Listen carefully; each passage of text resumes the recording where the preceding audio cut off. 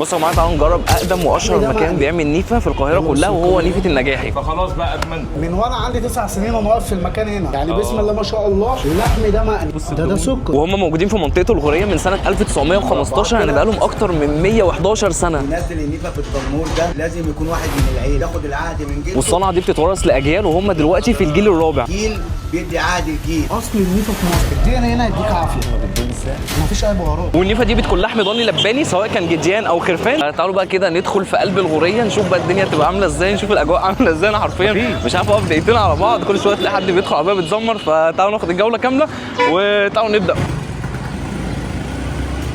دلوقتي بقى كده دخلنا الغوريه وفي اتجاهنا لنيفه النجاحي.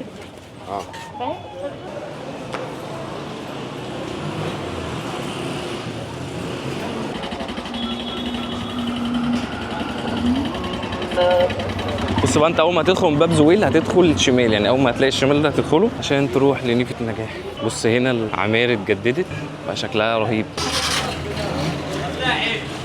مع حضراتكم شيرين النجاحي. بما ان اسم شيرين فمعروف باسم النجاحي في المنطقه وفي العيله كلها. محل النجاحي دوت محل عريق جدا وقديم جدا، قدم منطقه الغوريه. الاصاله بتاعت المكان زائد اصاله الاصول في هذه الايه المنطقه. يعني بينزل بقى كده، شوف بتعلق كده وهو بينزل في النار بالتعليقه دي. الموز عندك، الرقاب، الزنود، كل حاجه فيها بيزيد عليها بقى ايه السجق، ان هو بيتلف عليها كده زي ايه، زي العقد. منطقه الغوريه كانت اسمها الشرشبين، لان الشرشبين ديت اصلا اللي كانوا بيصنعوا ملابس الملوك والامراء. طبعا اتطورت المنطقه زي ما انتم شايفين كده لغايه لما احنا وصلنا ل 2026. الموجودين في المكان دلوقتي انا شيرين النجاحي واخواتي واولاد عمي. طبعا اصول جايه بعضها من بعض، ولكن الاساس بتاع المحل هنا الحاج حسين الكبير. 19 شوال 1318. على فكره الوثيقه دي من اسطنبول. اللي بينزل النيفه في التنور ده لان لازم يكون واحد من العيله، مفيش حد غريب يخش جواه، لازم يكون واحد من العيله، لانه بياخد العهد من جده وبياخد ايه العهد مننا احنا كمان. جيل بيدي عهد الجيل.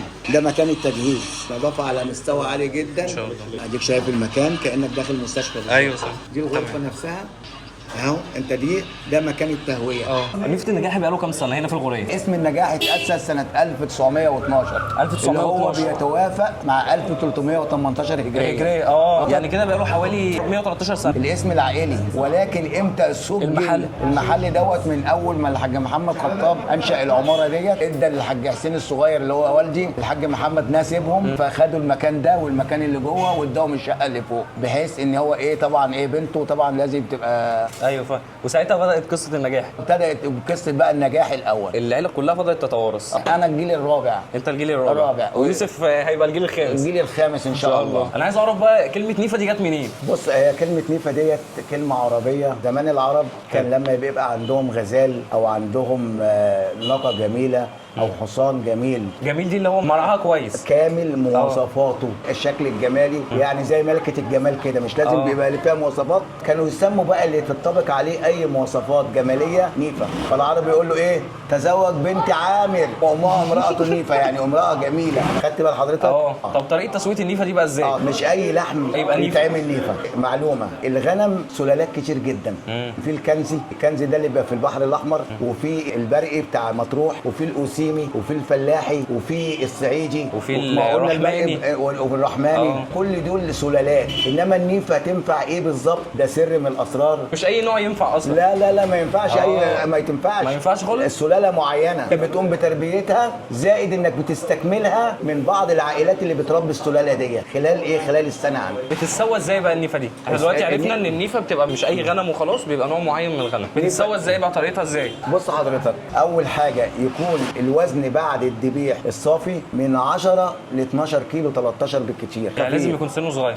ما اتجوزش، لانه لو اتجوز هيبقى لحمه زفر. فانت لو كلت دي مش هتلاقي فيها اي طعم زفاره. ليه؟ لانه لسه ما اتجوزش. مش هلاقي فيها طعم الضاني. مش هتلاقي فيه طعم الضاني. بعد ما بيتذبح بيخش مكان التهويه ديت لايه؟ لتشميعه فقط لا غير. بيقعد قد ايه في تسويته؟ بيتسوى في ايه اصلا؟ بيتسوى في تنور. التنور ده إيه؟ بيبقى زي فرن تحت الارض. فرن تحت الارض وطالع فوق الارض. يعني نصه تحت الارض والنص التاني فوق الارض. شفت الكنافه زي مش كانوا المندي؟ بيعملوها في بتاع مدوره كده، اللي هو زي البير مدور. ايوه اللي بيبقى هو ماسك زيه، بس غواطس تحت الارض كام متر طبعا. بيتصاب بحطب ولا بفحم؟ حطب، لان الفحم هيبقى كربون. انت بتحط الحطب لغايه لما يصفى خالص. انت ما بتعتمدش على النار اللي هي في الحطب. الحيطان لما بتولع بتحمر زي كده، تبقى عامله زي الجنيه ده. بتبتدي تحط فيه، شايف الشباك ده؟ يعني بيتصور في الحراره اكتر ما هو شايف بيتصور على الشباك النار. ده؟ وبينزل ايه كل حاجه ايه بطولها، وبتغطى بعد كده بفخار، وبعد كده تمام. بتلف بقى عليه الخيش اللي هو المبلول عشان ما بخار. تطلعش البخار بتاعها. بيقعد كام ساعة؟ بيقعد كام ساعه حسب الوزن زائد درجه حراره الجو. ايه متوسط من كام لكام؟ من 4 ساعات ل 4 ونص 5.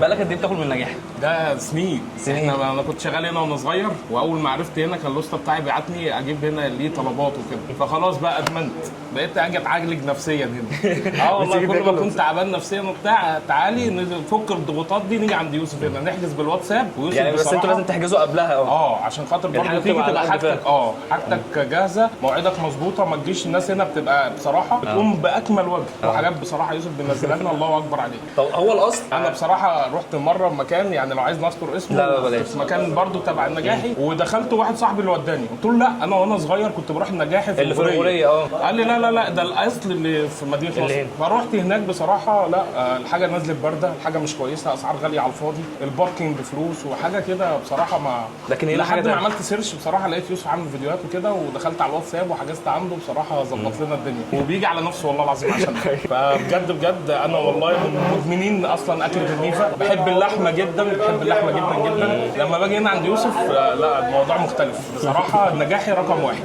فتعالوا نشوف بقى فعلا دي بقى النيفه. وانا يوسف النجاحي ابن المعلم شعبان النجاحي. انا هنا من وانا عندي 9 سنين في مطعم النجاح الغوريه، كنت بقبض في الجمعه 18 جنيه، ودي كانت قصه كفاح كبيره جدا لحد 35 جنيه، وده محل جدودنا، واحنا طبعا شاربين المهنه وشغلنا يعتبر زي الذهب. كان والدي يقول ايه، بطن الزبون دي امانه، يعني تراعي ربنا في الحاجه اللي انت بتعملها، عشان خاطر انت كده كده هتتحاسب على اللي انت بتاكله ده. عندي سؤال، وأمرني. من 9 سنين وانت شغال هنا؟ من وانا عندي 9 سنين وانا واقف في المكان هنا. انا خارج من ثانيه ثانوي عام بسبب المحل. وكان بيقبض في الاسبوع كام؟ 18 جنيه 18 في جنيه اليوم في الأسبوع. 3 جنيه كنت باخد في اليوم 3 جنيه. ده من 2000 وكام ده؟ ده من بعيد جدا. قول لي بقى عندك ايه؟ عندي نيفه، بس عندي قطعيات اللي هي قطعيه الكتف، حاجه بقى ايه زي ما انت هتشوف كده، يعني بسم الله ما شاء الله. ما شاء الله. اللحم ده مقني. يعني ايه مقني؟ مرعى صعيدي اصلي. بص انا عايزك تشوف درجه اللحم. بص اللحمه عامله ازاي؟ بص كده، ما شاء الله اصل النيفه في مصر. رهيبه. ليه بقى؟ ان احنا هنا شاربين المهنه. يعني ايه شاربين المهنه؟ يعني انا حته اللحم دي من قبل ما اسويها كده انا عارف اذا كان ده ذكر ولا انتايه ولا ايه. وعارف المرعى بتاعه. عارف. انتوا بقالكم اكتر من 111 سنه ما ولا حاجه. بشتغلش مع اي حد نهائي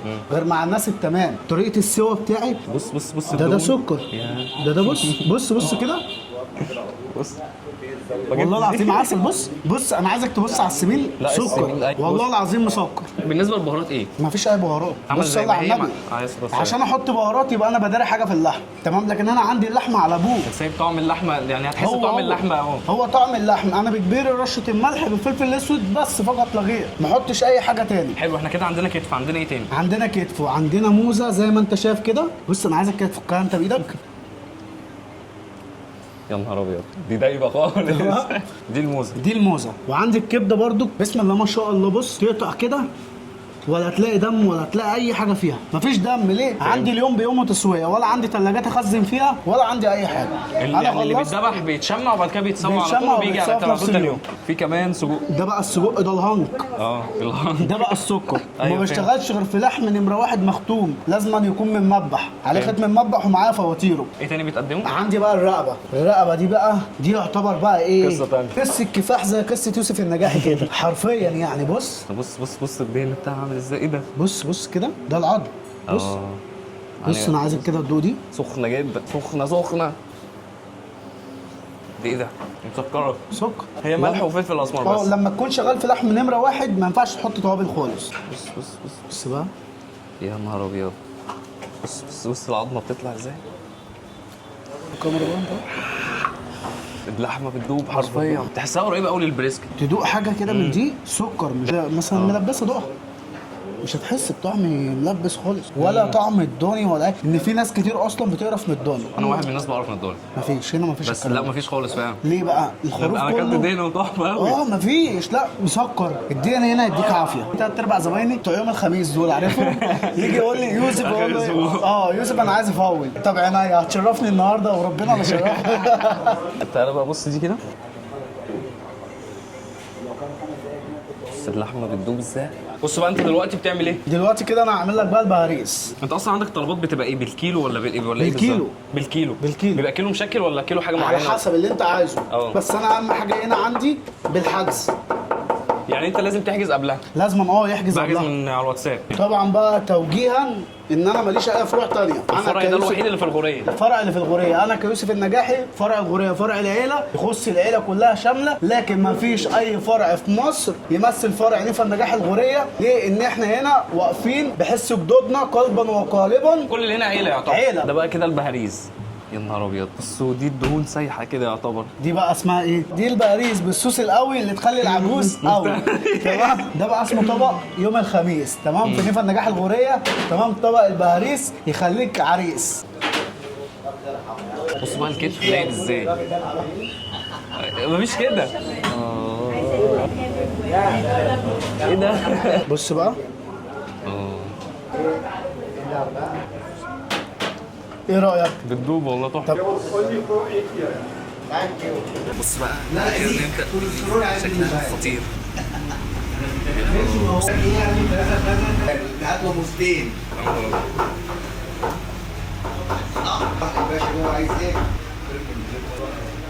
بص بقى ده البهاريز دي كل حاجه متقطعه صغير كده، عليه كمان بهاريز اللحمه اللي هي دهونها. ايه ده؟ بص اللحمه